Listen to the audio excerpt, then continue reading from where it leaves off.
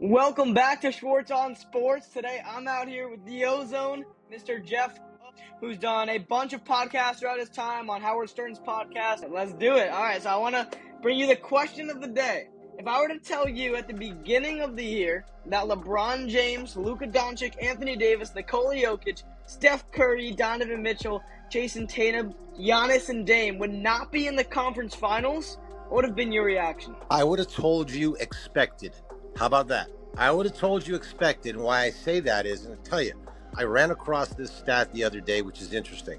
Do you realize that the last 7 NBA champions have been not first time champions, but not repeat champions? So I think you could almost bet that the group that was there last year probably won't be there this year, which means we're in a league of parity, my friend. It's a league of parity. No more really stacked teams. So I'd say the easy answer is, yeah, I would have expected that. I would have expected that. How about that? It's a crazy thing to fathom, and I think since 2020, 2021, NBA champion for the last 5 years have been outed in the second round of the playoffs, and obviously we just saw the Celtics go down to the Knicks. So, I mean, it's a crazy thing to fathom, and that's exactly what Adam Silver wanted.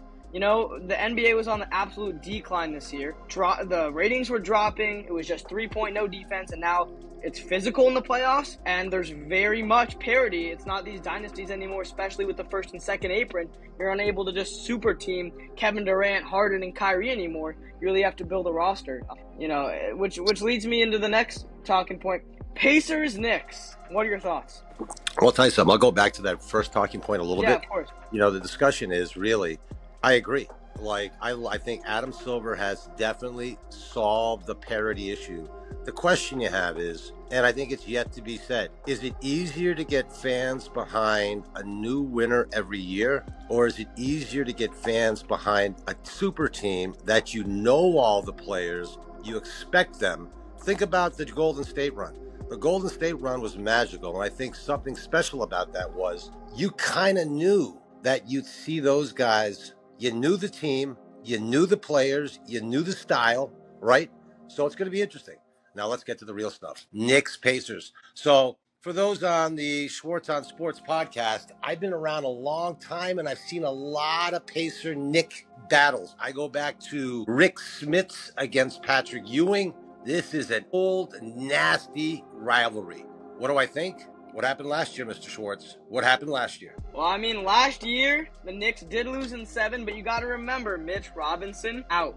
Julius Randle, out. OG had that hamstring dealt to him game 2. Played a little bit in game 7, but was just absolutely horrific. Josh Hart had that rib injury. Jalen Brunson exited the game with a wrist injury. And with all of that, we still took it to 7.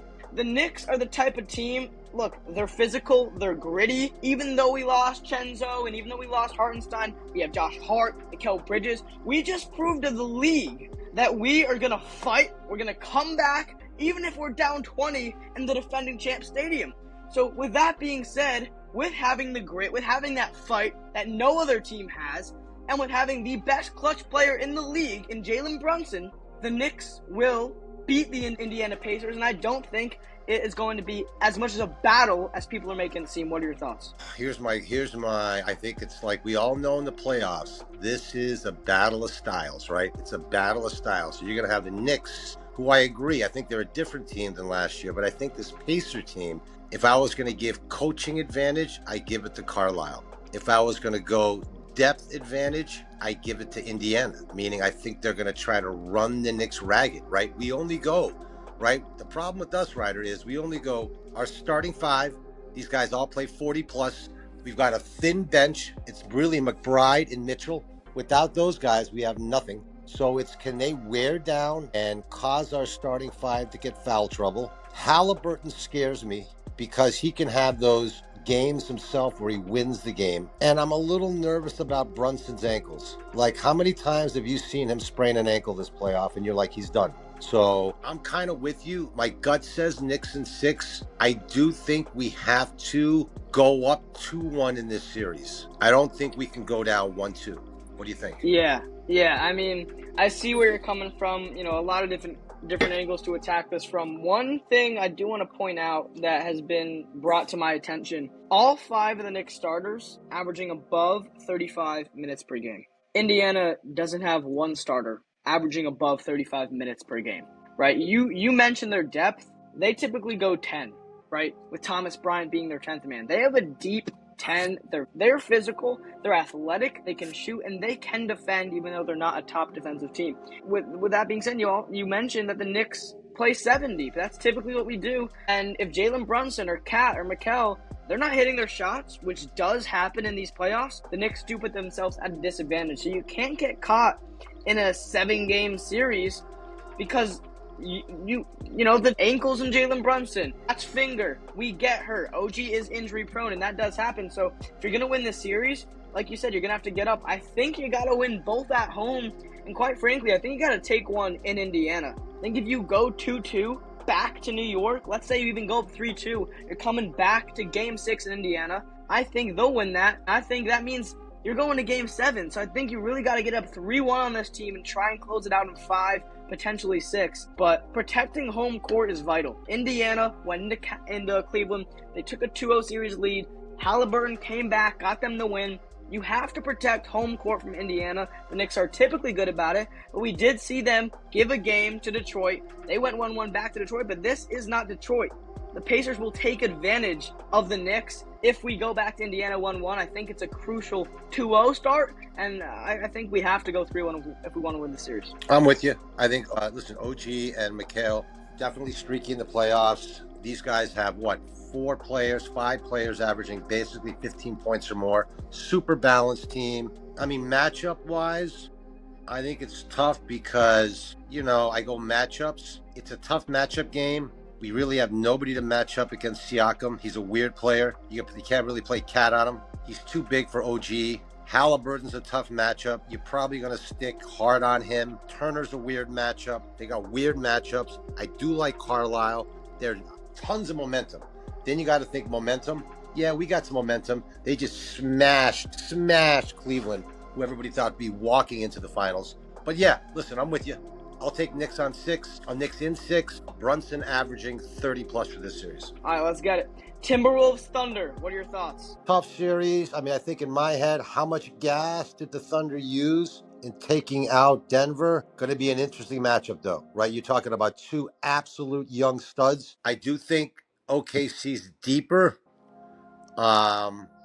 They can throw those double big men at Gobert. I do think Minnesota can get scoring challenged. But then again, Randall's a weird player. Randall can come up with monster games or he can disappear. So that's an interesting. So who's going to match up? Who's the matchup? Oh, that's a juicy matchup. Are they going to slide and play Chet on Gobert and Hartenstein on an ex-Nick Randall? That'd be a great matchup. He'd shut Randall down with the size. Yeah, I mean, it's a weird series, right? Because the Thunder, they just took the Nuggets to 7, beat them after sweeping the Grizzlies, right? So opposite poles there. They had no challenge. Then they had the biggest challenge I think they'll face this postseason. One thing I do want to bring out, OKC, when leading at the half, 3-3, Minnesota 5-2. Minnesota, when they get out early, they get hot. DiVincenzo and hitting their shots, and they can get up at half. They typically put the game away. We've seen them have slow starts to the playoffs. Anthony Edwards sometimes slow start, then he gets it going later on. Randall, like you said, he's kind of sometimes either a no-show or he's one of the best players you've ever seen. Same with DiVincenzo, Naz Reid, those guys. They're really reliant on that heat off the bench. Jaden McDaniels, all them. So they really need to make sure that they're clicking offensively and that they get up early and don't let the Thunder get away from them. Because one thing we've seen this playoffs is the Thunder can get up on you and get up on you quick. Right? They were just in it with the Nuggets yesterday, and then second quarter, boom. They outscored the Nuggets by 18 in the second quarter, and they took the game away. So the Thunder are going to be able to get away very easily if the Timberwolves don't let them. I think J-Dubs, obviously, X factor there. Alex Caruso, someone who, incredible point differential, locked down Jokic yesterday in the game. He'll be another factor off the bench, especially with Lou Dort. They're very strong defensively, and they can kill you from 3. That's something I think the Timberwolves are going to have to watch out for. No, I was going to hear you. I always look at what's the road, like it's almost like the Final Four, right? What's the road to the Final Four? Who had the tougher matchups? So the Thunder beat a pretty crappy Grizzly team, right? Smashed them. Then got taken to the brink with the Nuggets. But if you look at the Timberwolves, yes, did Steph get hurt?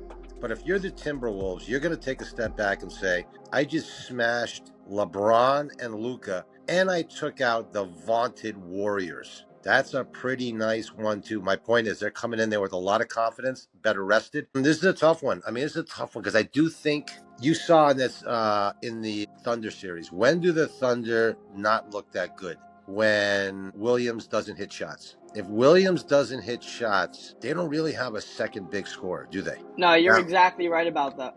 You're exactly right about that one. Right. Do I like OKC? I like OKC. Everybody's liked them from the beginning. I think Minnesota's going to be a tough out. I do think, I think that's one of those where I'm going to really look at game one. If Minnesota can grab game 1 or 2, let's talk about the first two. If they can grab 1 or 2 at OKC, I think they can make that series very interesting. I'll go OKC in 7, but I think it's a flip. It could be a coin flip. Yeah, I'm with you on that. I think it's crucial that the Timberwolves take a game in the Thunder. I think if the Thunder take both at home, they win the series in 6. Could go 7, but I think 6. And I think the Timberwolves will win in 7 if they just take a game. Talk about momentum. Julius Randle, he was a nobody. Traded away from the Knicks, playing horrible in the playoffs last year. Injury prone. He's averaging 23.9 points per game, 5.9 assists. He is playing absolutely remarkable. Absolute revelation there from Julius Randle. And Anthony Edwards taking the league by storm. Talk about eliminating Luka, Steph Curry, and LeBron.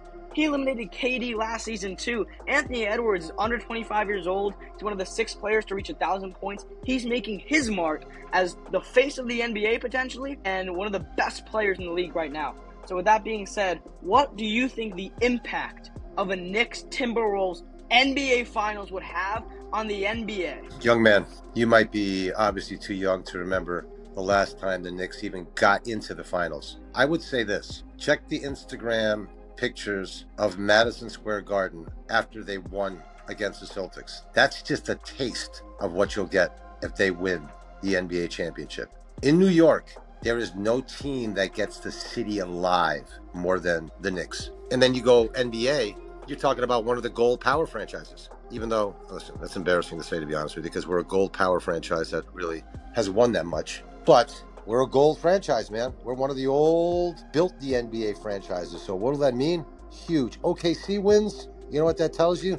That tells you that Sam what's his name? Sam, what's their GM's name? Pestry? You know what I'm talking about. Yeah, no. It's on tip of my tongue. Sam Prestry, yeah. Prestry. Yes. He'll be able to stick his cap up as one of the great GMs. I mean, this guy literally, think about him. He built the Durant, Harden, Westbrook team. They flopped out, rebuilt this team again. And look what they have with draft picks every year. So, yeah, he's one of the great GMs. I mean, if you can win in Oklahoma City, so you're going to get one of two things. Either New York's back, baby, or this guy's a really good GM. And if they win this year, they could win a bunch of years. But as I'm looking at, I don't like top-heavy teams in the playoffs. And if you look at these guys, they're such a top with Shai and Jalen Williams basically average 50 points a game between them. So they're probably over 40% of their offense. So why do I say that? Because that's a sprained ankle to Shai, or Williams keeps on throwing up bricks, they're in trouble. Minnesota a little more balanced. Yeah, no, on point with that. I mean, we just saw SGA fouled 5 fouls, I think, in the second quarter against Nuggets in Game 6, and that immediately took them out of the game. They are very reliant on their top couple guys.